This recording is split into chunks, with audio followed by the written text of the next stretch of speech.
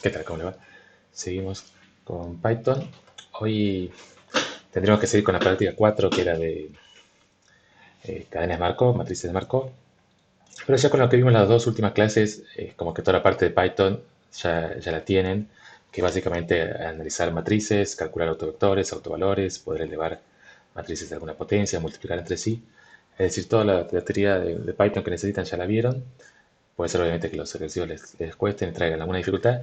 Cualquier duda nos consultan, nos preguntan. Si hay alguna cosa de Python sobre la práctica esa quedó también pendiente, me avisan y la vemos. Pero vamos a aprovechar que ahora que no tenemos mucho para hacer de esa práctica, para ver algunas cosas que habían quedado un poco pendientes o cosas que nunca vimos y que está bueno verlas y que la van a usar también de acá en más para muchos ejercicios, que son tres cosas que vamos a ver. Parece un poco desconectadas las tres cosas. Subplots, funciones lambda y gráfico 3D. Gráfico 3D en el ejercicio 19, justamente la última cosa que les pide es hacer un gráfico 3D de una trayectoria en el espacio, así que vamos a ver cómo hacer eso. Subplots es para hacer varios gráficos uno al lado del otro. Hasta ahora siempre estamos haciendo todos los gráficos en el mismo gráfico, o sea, en el mismo sistema de coordenadas. Pero a veces queremos poder comparar distintos gráficos uno al lado del otro, sobre todo si se superponen mucho los dos gráficos o los varios gráficos que estamos haciendo. Y funciones lambda es algo un poco más avanzado, que nos va a permitir simplificar algunas veces la definición de las funciones y también vamos a ver cuando tenemos funciones con parámetros, ahora enseguida lo vamos a ver, que nos va a permitir trabajar más de una forma más simple. Entonces empezamos, vamos a hacer este ejercicio 19. ¿Sí? Ejercicio 19 que es este de acá, de la práctica, el atractor de Rosler. Estaba mal antes el enunciado, había un menos b, ahora está correcto, es un más b acá. ¿Sí? Acá dice para muchos valores de C hacer todas estas cosas. Vamos a empezar con algunas cosas de ahí. O sea, es esencialmente lo mismo, solamente lo estructuré un poco distinto para ir haciendo paso a paso lo que queremos hacer. Entonces, este es el sistema de tres ecuaciones ahora. X0 y 0z0 ya están dados, vale 0. A y B valen fijo 0,1.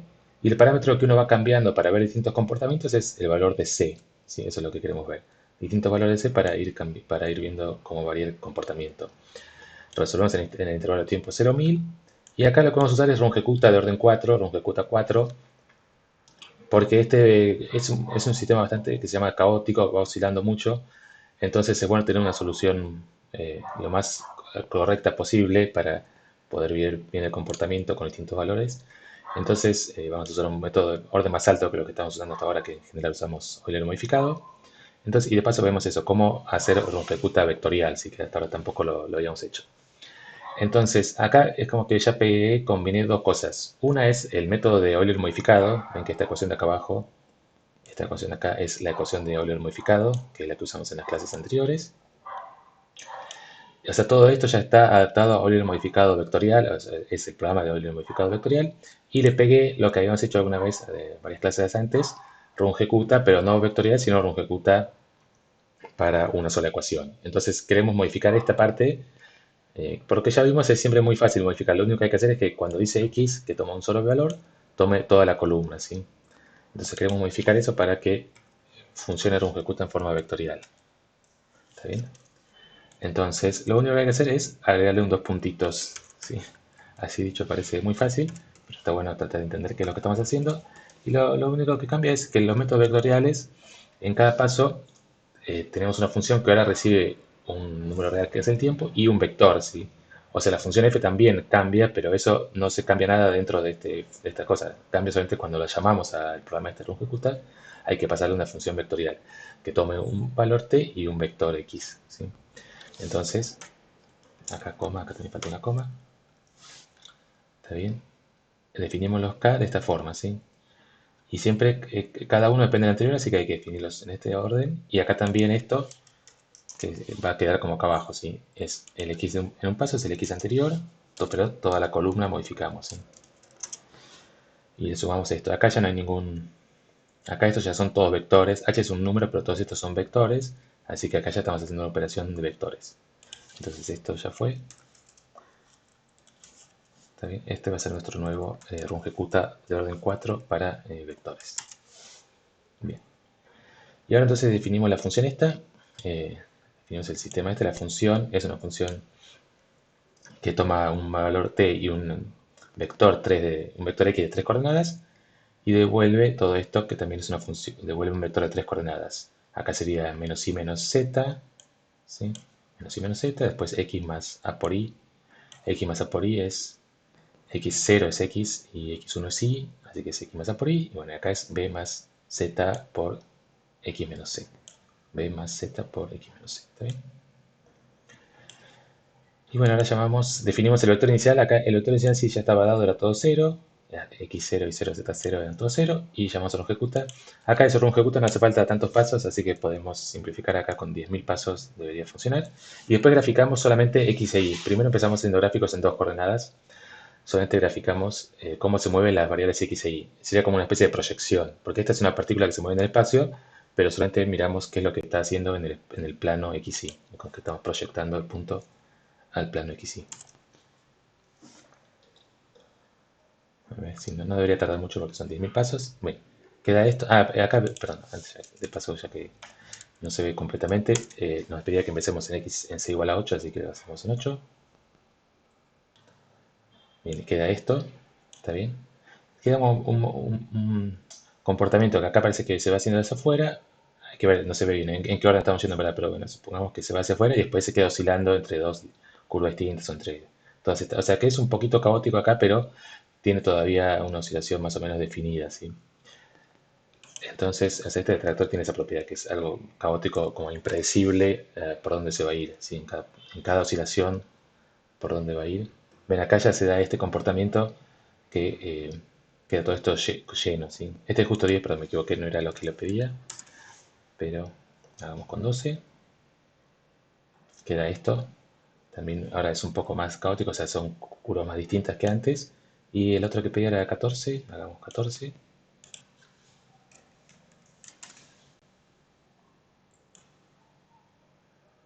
Bueno, ahí sí queda esto. Entonces acá ya se ve que es muy difícil saber por dónde empezó, si está yendo hacia afuera, si está yendo hacia adentro, si está volviendo. Y acá uno puede probar, si quiere probar con más pasos, para ver si es un problema del método. A veces cuando se da esas bandas anchas es porque el método va dando un error y ese error hace que se vaya metiendo hacia adentro o hacia afuera. Pero ven, si variamos un poco la cantidad de pasos, sigue dando parecido. O sea que parece que estamos capturando correctamente el comportamiento de la función, ¿sí? Así que bueno, queda algo así. Entonces, ahora lo que queremos hacer es, acá tiene algo molesto que es A, B y C, los parámetros A, B y C que nos daban, los pusimos adentro de la función, ¿sí? Todos estos A, B y C que nos daban y C que iba variando 8, 12, 14, los pusimos adentro de la función. Entonces, cada vez que quiero probar otro valor de C, tengo que venir acá a la función y modificar este valor acá, ¿sí? Queremos evitar eso de alguna forma. Queremos poder, por ejemplo, meter esto dentro de un for y que el valor de C venga dado por el for, ¿sí? Si yo quisiera probar para distintos valores de C del 1 al 10, por ejemplo, meter todo eso dentro de un for. Así como lo estamos haciendo ahora, no podemos, tendríamos que definirla 10 veces la función. Entonces acá entra esto de las funciones lambda, que nos permite definir funciones pasándole un parámetro, pero que la función después lo que queda no necesite ese parámetro, ¿sí? O sea, acá, no se entendió nada de lo que dije, perdón, pero acá podría yo agregar un parámetro c y entonces después, cada vez que le llamo la función, le tengo que agregar este c, pasárselo como parámetro, ¿sí? Podría ser algo así. Pero el problema es que nuestro método, lo borro para que no dé mal después, nuestro método también usa la función f y no tiene un valor c acá. Entonces tendríamos que meternos también a modificar todo rungecuta 4 para que el c también se lo esté pasando. Bueno, sería una complicación enorme agregarle un parámetro a la función f. O sea, la función f, el método, quiere solo que pase t y x, no toma otros parámetros. Entonces queremos definir una función que solo depende de t y x, pero que el valor c se lo podamos dar de alguna forma desde afuera de la función. Esa es la idea de lo que queremos hacer. Entonces entran acá estas funciones lambda. Las funciones lambda tienen como... Lo primero sería, la primera forma de acercarnos sería simplemente una definición abreviada de una función en una sola línea, ¿sí? En vez de poner todo def y todo, podemos definir así, por ejemplo, la función que es x más 5, en vez de def es como que ponemos lambda, es g igual, y también ya le asignamos directamente a algo, o sea, el nombre acá se asigna, el resultado de esto le asignamos a una variable, entonces esto se llama, en algunos lados lo van a encontrar como las funciones anónimas, porque cuando hacemos esta definición lambda, no le estamos dando ningún nombre. El nombre se lo damos acá afuera. Pero bueno, entendamos primero qué es lo que está haciendo. lambda x, y esa como que acá fuera un igual. Lambda de x es igual a x más 5, algo así. Pero en verdad el nombre de la función es g. O sea, g de 5 es como llamar esta función lambda 5, y lo que hace es esta cuenta, lo que viene después del 2 puntos, ¿sí?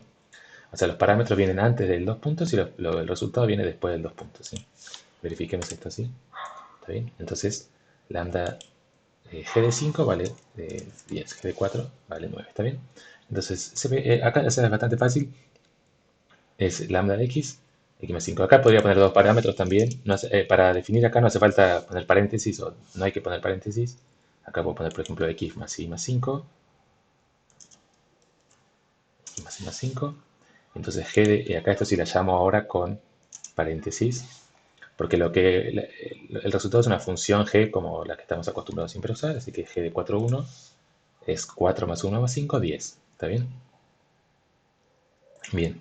Y entonces acá viene la idea de que queremos usar, por ejemplo, que acá ponerle de alguna forma el c, ¿sí?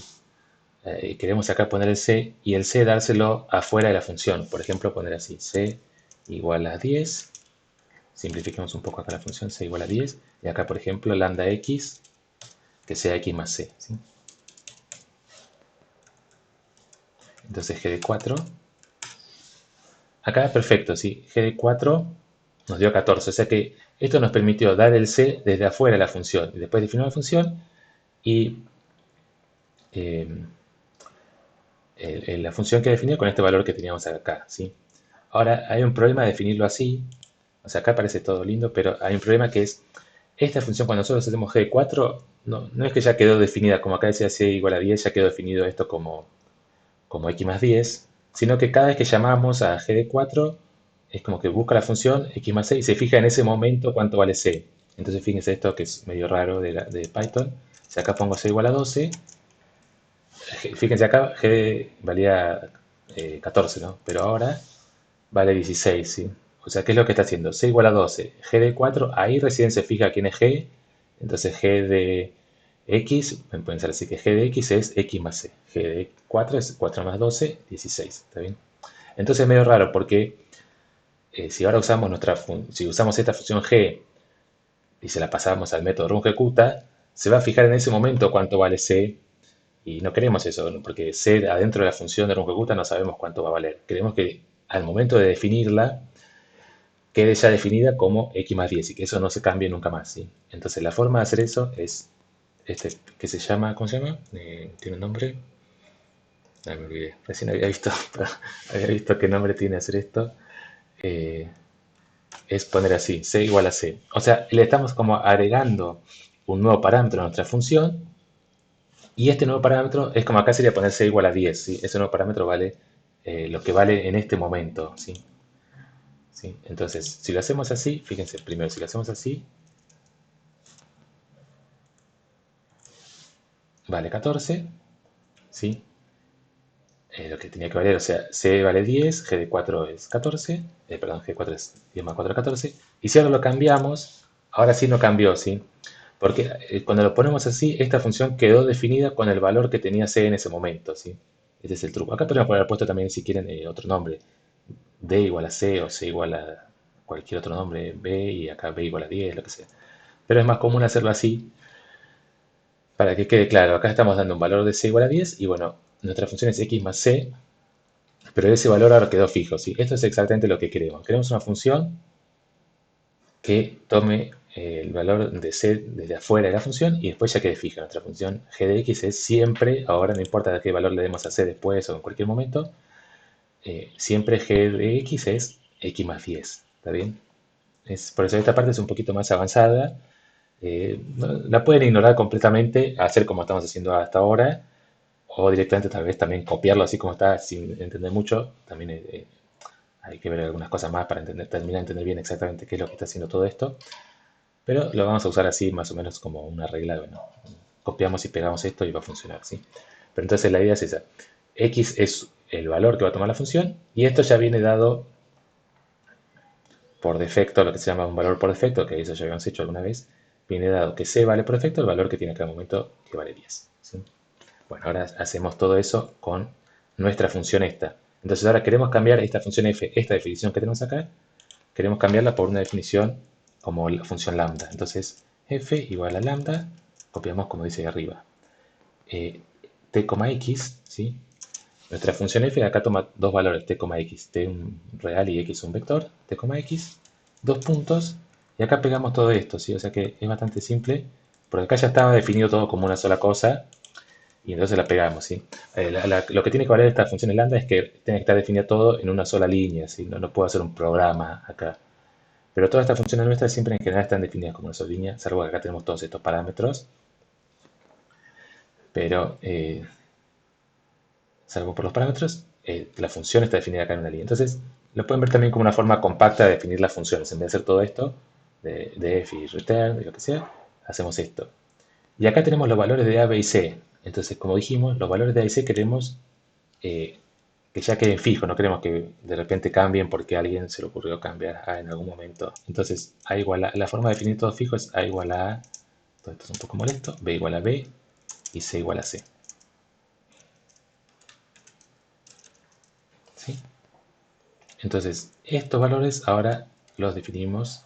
Esta función ahora lo voy a borrar, esto lo saco de acá, lo pego acá.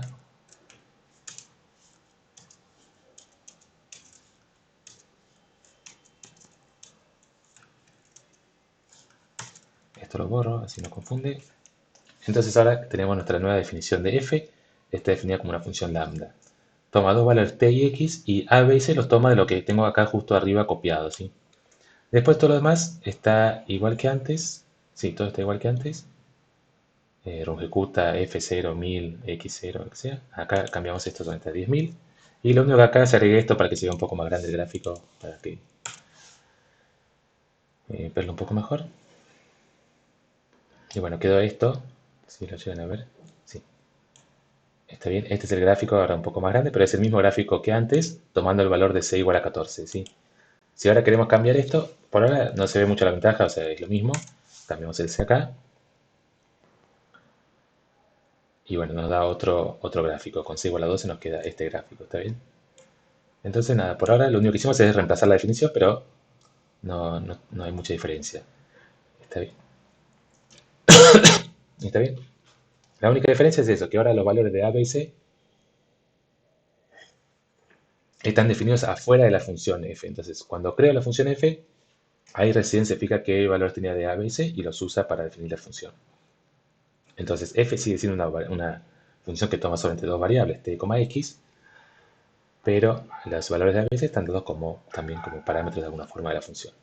Entonces, ¿para qué nos sirve eso? Bueno, ahora vamos al siguiente punto que es, queremos realizar los tres gráficos, o sea, recién hicimos para 8, para 12 y para 14, y ahora queremos hacer los tres gráficos, pero uno al lado del otro, ¿sí?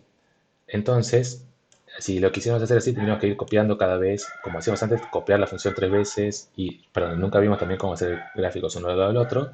Eso sí es muy fácil, es simplemente, antes de llamar al plot, ahora vemos toda esta parte que está acá arriba, pero para ir haciendo tres gráficos, o sea, fíjense que acá vamos a hacer un for para tres, un for igual, de ir de 0 hasta 2, o sea, 0, 1, 2.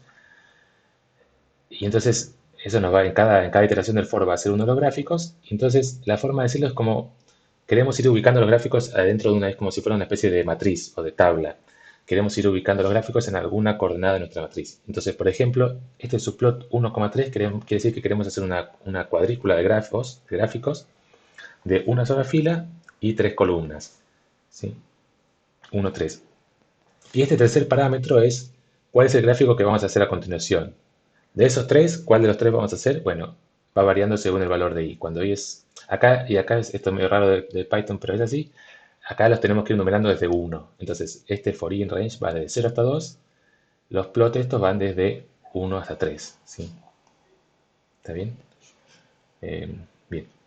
Entonces, no, también eso si lo podemos hacer un poco, bueno, no, para ver solamente esta parte de subplot primero, pero lo hacemos todo junto. La parte de la función lambda ya la vimos. La parte de la función lambda, acá ya está todo copiado igual que antes. Solamente no copié esta parte que tengo que copiarla también, de a, b igual a b, c. Quedan fijos, ¿sí? Acuérdense, entonces es importante esto para que queden fijos. Si uno no los pone, no pasa nada, pues más o menos podría funcionar. El único problema sería que, por ejemplo, que justo en el método rungecuta use algún valor de C que no sea el que le dimos, entonces se rompa todo, ¿sí? Entonces, ah, ahora, como queremos usar tres valores distintos de C lo definimos con un array que toma tres valores, 8, 12 y 14, ¿sí? Entonces, en cada paso de la iteración vamos a usar un valor distinto de C que va a ser C1, C2, C3, ¿sí? Perdón, esto pongámosle otro nombre acá, de CC, para no confundir con este, entonces que está ahí. Entonces, ahora cuando llamamos a la función lambda, el valor de A es el valor de A que ya está dado, el valor de B es este valor de B, y el valor de C queremos que sea CC corchete I, ¿sí? O sea, en el paso 0, en la iteración 0 va a ser 8, en la iteración 1 va a ser 12 y en la iteración 3 va a ser 14. Y entonces acá había puesto 6, pero no tenemos que poner así, C directamente, ¿está bien? ¿Sí? O sea, la función ahora la estoy definiendo para los valores A, B y C, que son A es A, que es este el único que hay. Esto lo repetimos entonces, los valores de A, B y C, cuando lo definimos así, la función queda definida por los valores que tienen A, B y C en ese momento en el que definí la función, ¿sí? Entonces, en este momento, el único A que hay acá es A igual a 0,1. Entonces, cuando defino la función acá, A va a valer 0,1, B va a valer 0,1, y C le estamos diciendo que C valga el CC corchete I, o sea, primero 8, después 12 y después 14, ¿sí? Y ahora queremos que grafique, aplicamos el método rungecuta para esta función, que en cada iteración es una función distinta, porque la estamos definiendo de nuevo. O sea, esa es la clave, estamos definiendo la función adentro del for ahora, ¿sí? Entonces, en cada iteración del for es una función distinta. Entonces, rungecuta f, y acá siempre me quedo con 10.000, conseguir que lo pongamos 10.000, y después los ubicamos todos adentro del gráfico, ¿sí? Ahora veamos y lo repasamos, qué es lo que hicimos. Si tarda un poquito ahora, mi laptop es un poco lenta. Bien, ahí aparecen los tres gráficos, ¿sí? Este es el gráfico para C igual a 8, este es el gráfico para C igual a 12 y este es el gráfico para C igual a 14, ¿está bien? Pero ven, esto hasta ahora nunca habíamos hecho, poner tres gráficos uno al lado del otro, ¿sí? O sea, acá se pueden olvidar, si esta parte de lambda les resultó medio complicada, se la pueden olvidar, pero simplemente acordarse de esto. Van haciendo varios gráficos uno abajo del otro, entonces cada vez le van poniendo, por ejemplo, subplot 131, subplot 132, subplot 133 y los van graficando, ¿sí? ¿Está bien? A ver si, ya que estamos, para que se vea bien esta parte solamente, vamos a hacer así. Vamos a hacer la voz.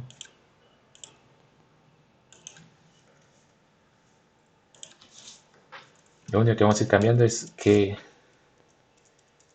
en cada vez vamos a ir cambiando qué es lo que hace, por ejemplo, acá le ponemos este que sea de color verde. El primero de los tres gráficos va a ser de color verde, ¿sí? El segundo de los tres gráficos, ¿cómo hacemos el segundo gráfico? Este 1,3 lo tenemos que dejar igual, o sea, estamos trabajando en una grilla de 1 por 3 y acá le ponemos el número 2 para decir que ahora vamos a hacer el segundo gráfico. Entonces de este lo vamos a poner de color azul, pero además vamos a poner puntos en vez de toda una línea continua, ¿sí? Y ahora el tercer gráfico, bueno, lo mismo, pero ahora vamos a cambiar, por ejemplo, en vez de graficar X en función de Y, vamos a graficar Z e Y, ¿sí? Acá, bueno, para hacer algo más divertido, pongamos acá este así. O sea, acá el primero es X en función de Y, el segundo es Y en función de Z, y el tercero vamos a poner X en función de Z, ¿sí? Para hacer tres cosas distintas. Y este lo graficamos, eh, no sé, color rojo. ¿Está bien? O sea, X y Z ya estaban definidas de antes, o X0, X1, X2 ya estaban definidas de antes. Acá simplemente le pedimos que grafique. Esto todo bien, pero hay uno que no le gustó. Acá tengo que poner un 3. ¿Qué pasó? Sí, no le gusta que le agregue un subplot que ya estaba, sí, así que está bien. Y bueno, acá ven, este es el gráfico que ya teníamos. Este parece medio cualquier cosa, que son puntos. Tiene este comportamiento, por eso acá se ve algo medio raro, que parece como si fueran todos puntos sueltos, pero esto es toda una curva, así que hay algo raro que está pasando. No, perdón, perdón. Perdón, yo le puse puntos, perdón. Pongamos así, acá no tiene mucha gracia graficar puntos. ¿Está bien? Entonces acá se ven cómo es el comportamiento. Sobre el plano se mueve así como círculos, pero si uno mira sobre el eje Z, esto está subiendo y bajando, ¿sí? Es un comportamiento. Acá más o menos podemos ver el comportamiento, pero después vamos a pasar a tres dimensiones para para entenderlo completamente, ¿sí? Acá les voy a copiar esta línea para que quede el gráfico más grande. ¿Sí? Acá están los tres gráficos, X y Z, perdón, X en función de Y, o Y en función de X, Z en función de X y Z en función de Y. ¿Está bien? Entonces, por eso la parte de subplot es la parte fácil, que es, si quieren hacer una grilla de 1 por 3, hacen así, 1, 3, y después 1, 2 y 3. Y después, inmediatamente después del subplot, ponen el plot que quieran graficar. Acá pueden poner absolutamente cualquier gráfico de las variables que tengan, ir definiendo nuevas funciones cada vez, lo que sea. ¿Sí? Si quieren, por ejemplo, podemos probar eso, poner columnas, en vez de poner todos en columna en vez de fila, tenemos que poner tres filas y una columna. ¿Sí?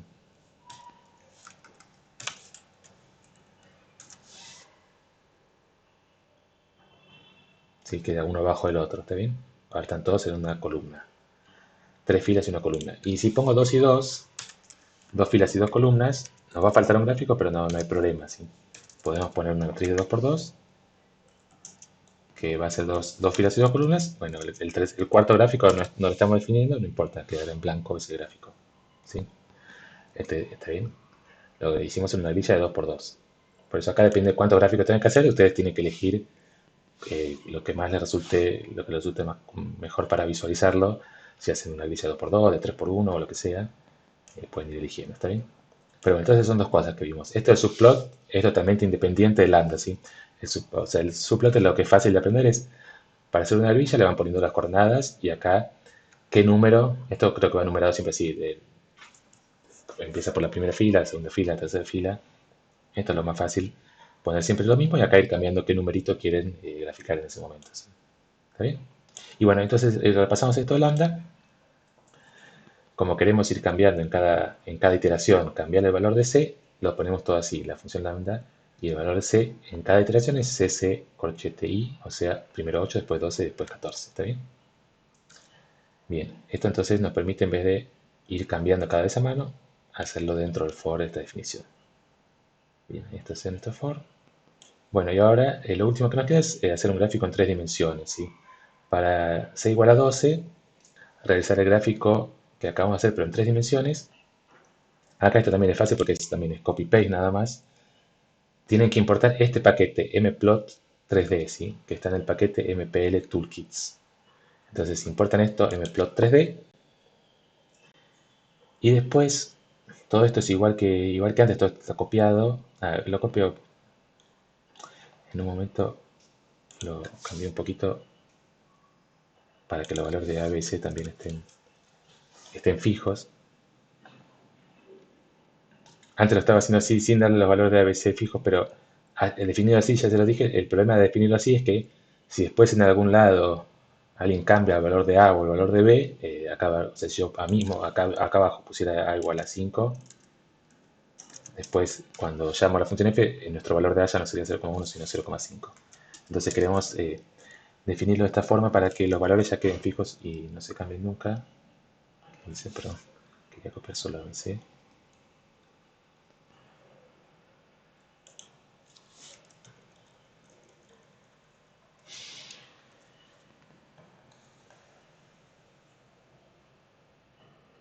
¿Está bien? O sea, si ustedes hicieron los métodos, por ejemplo, si estamos en un programa de run ejecuta que usaron, ya saben que en ningún lado definen una ABC, bueno, no les cambia mucho.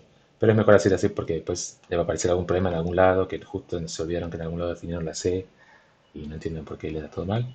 Así que esta es la forma de estar seguros. Como acá están A, B y C y enseguida después ya los uso acá, bueno, esta función queda definida con estos tres valores de A, B y C. ¿Sí? Y después entonces el comando que hay que agregar es este comando. Es la única cosa que hay que hacer es decirle que queremos hacer una proyección 3D. Bueno, el nombre acá es projection 3D con este plt.axis. Esta línea la copian tal cual. Ya tenía que haber definido como antes matplotlib.pyplot as plt, que es lo que hicimos. Bueno, y después acá entonces la forma de hacer el plot es ahora poner 3. Ahora, acá estamos usando para graficar una trayectoria, ¿sí? como una curva que se mueve en el espacio. Entonces le damos la coordenada X, la coordenada Y, la coordenada Z en cada momento. O sea, estos son tres vectores de la misma dimensión. A ver qué hace. Puse, perdón, pues me olvidé acá de poner 10.000. Va a tardar un ratito. Les muestro acá esto, si lo quieren, si les pasa eso que se les cuelga, pueden ahí cortarlo. Ahí se dice lo interrumpí y acá lo pueden modificar y ahora lo vuelven a ejecutar, ¿sí? No, no se le rompe todo, no es que tienen que reiniciar si hacen esto. Lo paran y después lo vuelven a ejecutar. Bien, y acá queda, está re bueno, ¿no? Queda este gráfico en tres dimensiones. Acá se puede entender mejor cómo era el comportamiento. Viene por acá, parece que viene por el plano, después sube, después baja, vuelve a moverse por acá por el plano. Es algo bastante sorprendente cómo se mueve esta partícula con estas ecuaciones. Son ecuaciones muy simples y bueno, da este comportamiento totalmente aleatorio, como impredecible, ¿sí? Bien, entonces eso es Projection 3D y bueno, ahora el último desafío sería hacer varios gráficos uno al lado del otro para distintos valores de C y en tres dimensiones, ¿sí? Supongamos que queremos, ven que acá nos pedía graficar todos estos, entonces si los queremos comparar, estaría bueno tenerlos todos uno al lado del otro. Acá son cuántos valores, 1, 2, 3, 4, 5, 6, 7, 7 valores. Entonces vamos a ver cómo hacemos eso. Acá saqué algunos para que fueran 6. Entonces vamos a hacer, como son 6, vamos a hacer una grilla de 2x3 o de 3x2, como prefieran, ¿sí? Entonces este paquete lo importamos. Acá no hacía falta porque ya estaba importado delante, pero ya lo dejé. A, B y C, acá pongamos el nombre CC, como habíamos hecho antes. C y C es cualquiera de estos. Y entonces ahora copiamos esta definición que teníamos acá arriba, que A es A. Una cosa ahora les digo que me había olvidado decirles.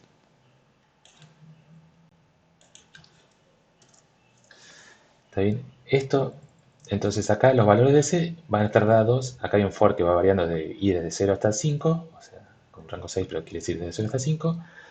Entonces C en cada paso va a ser CS corchete I, o sea, primero va a ser 4, después 6, después 8 más 5, así. Y acá, entonces el subplot ahora es una grilla de 2x3. Esto sí esto es lo nuevo. ¿Dónde? Esto sí, si no lo hicieron. ¿Dónde ponen este projection 3D cuando hacen un subplot? Bueno, lo ponen justo en el subplot, sí. Lo pueden poner al final todo en el subplot. Porque acá, digamos, uno podría hacer varios subplots y que un subplot sea un gráfico 3D y que el otro sea 2D y que el otro sea otra cosa. Entonces, para decirle que cada uno de estos gráficos todos son 3D, hay que ponerlo así cada vez. Fíjense que esto lo estamos ejecutando cada vez.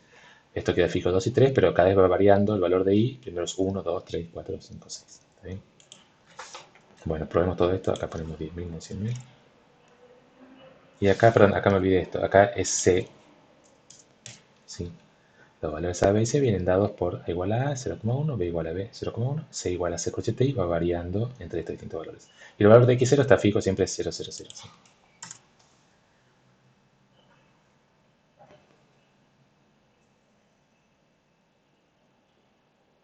Son 6 gráficos, así que tarda un poquito, pero no es tanto.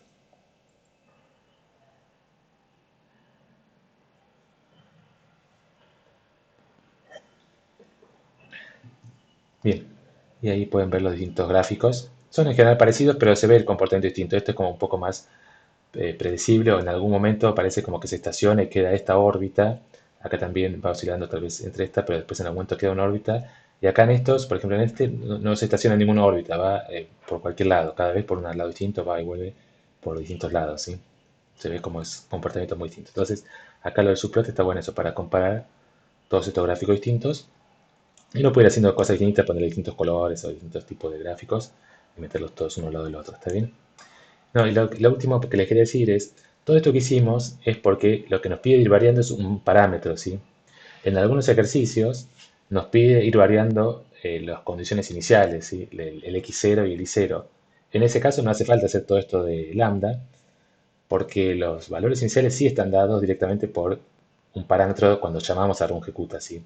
O sea, si uno quisiera acá, en vez de hacer rungecuta empezando por 000, que es como acá el origen de acá, siempre empieza por el origen, ¿sí? Y se vayan para allá. Si queremos empezar en vez de acá, empezar en otro lado, ahí podemos simplemente variar acá. Por ejemplo, podríamos poner, vamos a probar esto. Lo pongo acá comentado.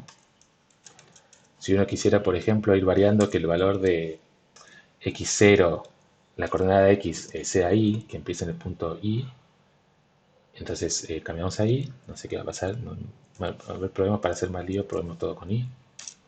O sea, en un punto, fíjense que en general este punto no está porque sería como empezar con el punto 1, 1, 1, algo así. Bueno, problemas que pasa, tal vez el error explota, qué sé yo.